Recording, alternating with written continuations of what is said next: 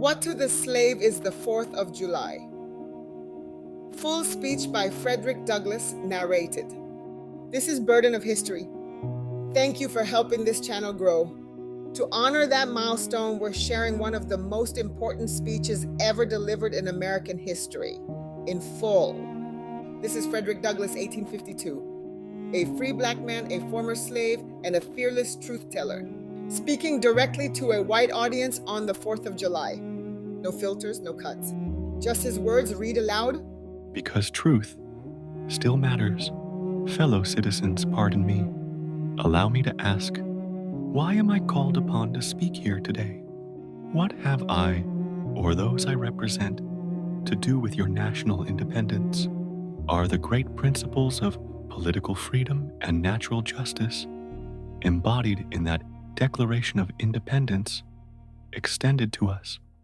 Would to God, both for your sakes and ours, that an affirmative answer could be truthfully returned to these questions.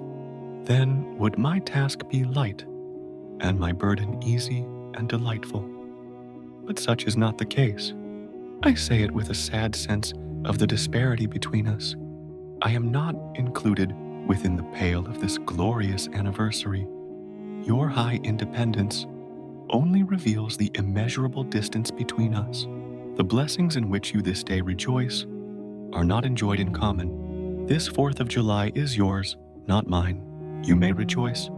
I must mourn. Go where you may. Search where you will. Roam through all the monarchies and despotisms of the old world.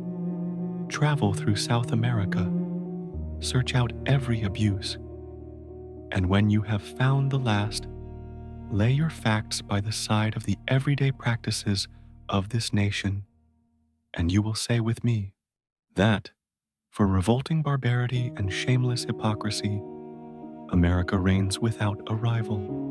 Whether we turn to the declarations of the past or to the professions of the present, the conduct of the nation seems equally hideous and revolting. Standing with God and the crushed and bleeding slave on this occasion, I will, in the name of humanity, denounce everything that serves to perpetuate slavery, the great sin and shame of America. I will not equivocate. I will not excuse. I will use the severest language I can command, for the cause of liberty is not diplomacy.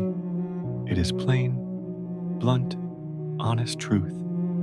You boast of your love of liberty, your superior civilization, and your pure Christianity, while the whole political power of the nation is pledged to support and perpetuate slavery. The manhood of the slave is conceded.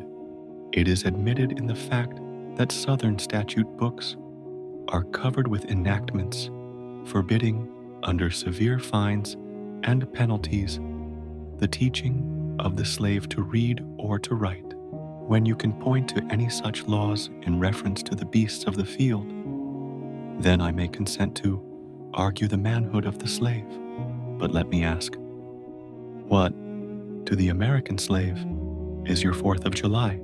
I answer, a day that reveals to him, more than all other days in the year, the gross injustice and cruelty to which he is the constant victim. To him, your celebration is a sham, your boasted liberty an unholy license, your national greatness swelling vanity.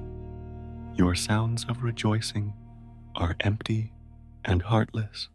Your denunciations of tyrants, brass-fronted impudence, your prayers and hymns, your sermons and thanksgivings, are to him mere bombast, fraud, deception, impiety, and hypocrisy, a thin veil to cover up crimes which would disgrace a nation of savages.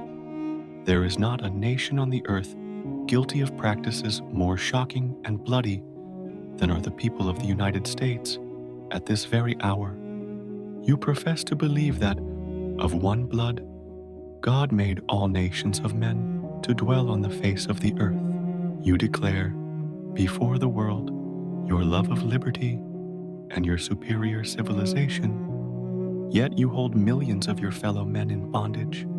I am filled with unutterable loathing when I contemplate the religious pomp and show, together with the horrible inconsistencies which everywhere surround me.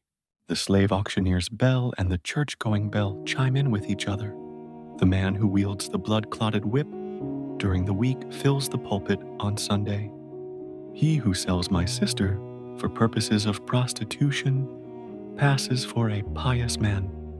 The slaveholder's version of Christianity is not my religion. To side with the oppressor is to be an enemy of both man and God. Fellow citizens, I am not an enemy of the Constitution. Interpreted properly, it is a glorious liberty document. I differ from those who make it a chain and shackle. There is no word slave, slavery, slaveholder in the Constitution. Slavery is not supported by law. It is protected by violence. Where all is plain, there is nothing to be argued. Slavery is wrong because it violates natural law, divine law, and the law of human dignity. What is needed now is courage. Frederick Douglass. Final paragraphs. I do not despair of this country. There are forces in operation which must inevitably work the downfall of slavery. The arm of the Lord is not shortened, and the doom of slavery is certain. I therefore leave off where I began, with hope, while drawing encouragement from the Declaration of Independence, the great principles it contains, and the genius of American institutions. My spirit is also cheered by the obvious tendencies of the age. Nations do not stand still. They move forward, and so must we. Thank you for listening. If you made it to the end of this full reading, you're not just a viewer, you're a witness. If this truth moved you, share it, because silence protects injustice. Subscribe to Burden of History and keep walking with us as we tell the stories they tried to silence.